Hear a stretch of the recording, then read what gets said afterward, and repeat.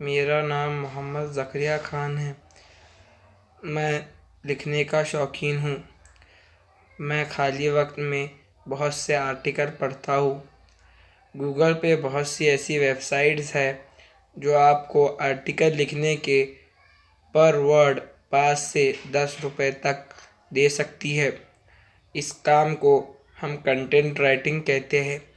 इस काम के लिए हमें 3 चीज़ों की ज़रूरत होती है।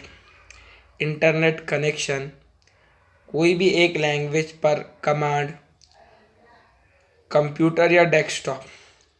कोविड-19 की वजह से जो लोग बाहर जाके काम नहीं कर सकते, वो लोग कंटेंट राइटिंग से घर बैठे 10 से 20 हज़ार रुपये महीने तक कमा सकते हैं।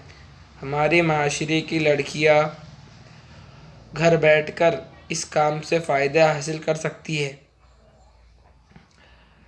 मैं और मेरा दोस्त खाली वक्त में कंटेंट राइटिंग